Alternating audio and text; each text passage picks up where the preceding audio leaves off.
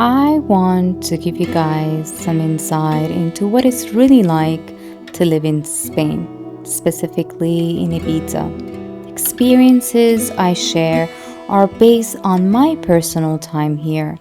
While some challenges might be similar across the Balearic Islands and in major cities like Madrid and Barcelona, keep in mind that my perspective is unique to Ibiza.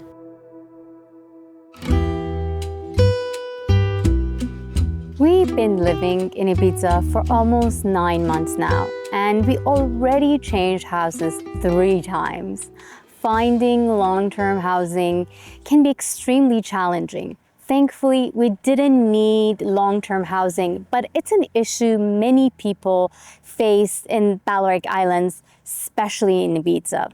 The housing inventory is limited and the situation has gotten worse over the past 4 or 5 years. Let's take a look and see what's behind these problems. Since COVID, many people have decided to move to the island full-time. With the population growing and not enough new housing being created, the market is tight.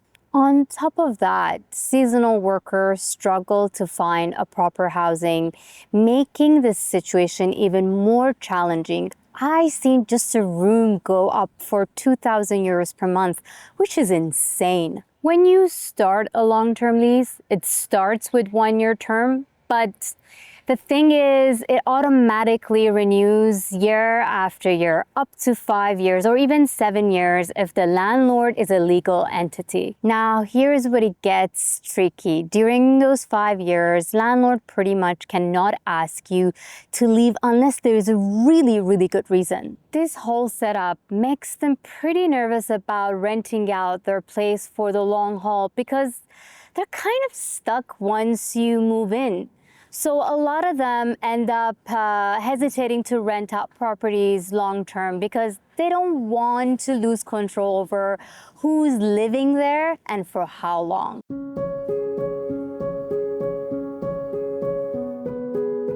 The tourism boom has made a lot of landlords lean towards short-term rental because honestly, they make way more money that way, even though those rentals are technically legal. But since they can charge more, they go for it, which leaves people who actually live here scrambling to find a stable place to call home. And honestly, it's the same story in a lot of other parts of Spain too. Landlords are often pretty nervous about tenants just up and leave in the middle of the lease, sometimes without paying rent. Because of this, a lot of them end up leaving their places empty instead of renting them out. This whole trust issue makes it even tougher to find a place to live, especially when things really go south, like if tenants just stop paying rent altogether and stay in the property illegally.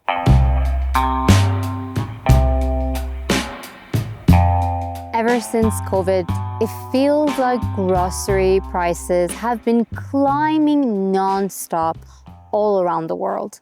And Ibiza isn't an exception to this trend. Living on an island means there is limited access to fresh produce, which makes groceries here pretty pricey. Even though things are definitely more expensive compared to other parts of Spain, it's still a bit more affordable than what you would pay in Canada. And on the bright side, the quality of the fresh produce here often way better. So while it's not cheap, you would get some good value for your money. Eating out here can get pretty pricey, and it's definitely one of the more expensive spots in Spain. Sure, you can find some local places where you can enjoy a decent meal for a more reasonable price, but most restaurants tend to have a pretty hefty bill. Compared to big cities in Canada or the US, dining here is still cheaper, but it's worth noting that it's quite expensive compared to rest of Spain and one of the priciest places to eat out in Europe. So if you're planning to eat out a lot here, be ready for those bills to add up.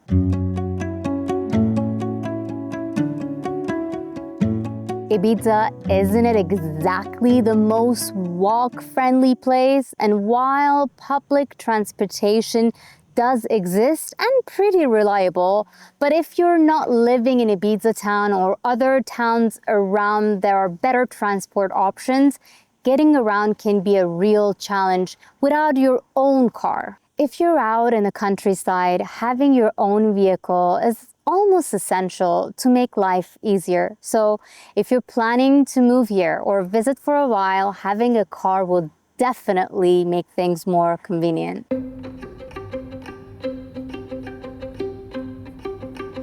So here's the thing about the pace of life here.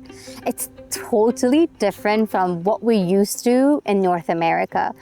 Everything in Spain, from office work to dealing with government stuff, just moves at a slower speed. At first, it can be pretty frustrating, especially if you're used to things happening quickly.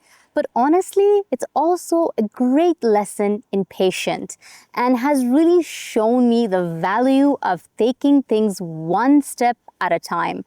It's a nice change of pace once you get used to it.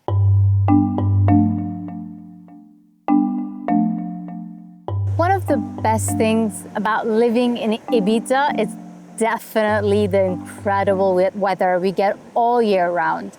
We're always outside soaking up the sun, which is such a refreshing change from those brutal Toronto winter that had us stuck indoors for months on end. It's like a permanent vacation vibe here, and it makes everything so much more enjoyable.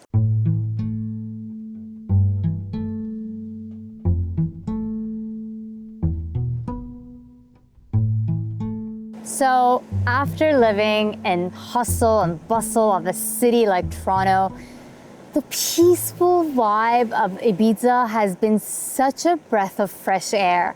The reduced traffic and overall calm makes it so easy to enjoy long walks, dips in the sea, and just take the stunning scenery. It's like a total reset. Everything feels so much more relaxed and laid back here. The weather here is perfect for all kind of outdoor fun, whether it's hiking, swimming, or having picnics, catching sunsets and sunrises, or even foraging in the forest. Seriously, there is always something cool to do outside, so you'll never find yourself bored or stuck inside. Living on a small island like this means you end up meeting a ton of people. We've found such a supportive and friendly community here, with locals and expats all being super welcoming and open-minded. It's pretty amazing how the island's diverse crowd makes it so easy to find your own tribe and really feel at home. So because there aren't a ton of options for produce and other ingredients here, it's actually turned out to be a great thing for our eating habits. It actually encourages us to eat seasonally and locally, which usually means we're making healthier choices. Plus, since we don't have food delivery apps to fall back for those late night cravings, it really forces you to avoid grabbing unhealthy snacks. Instead, focus on fresh local food. It made a big difference in how we eat and have definitely helped us stick to better habits overall. Moving to Spain might have meant downsizing for what we had in Canada, but honestly, it's been all about quality over quantity. We're so much more at peace here, really connected to ourselves and loving the slower pace of life. It's amazing how this change has brought us so much more joy and satisfaction into our lives. Thanks for hanging out and watching, and I'll catch you guys next time.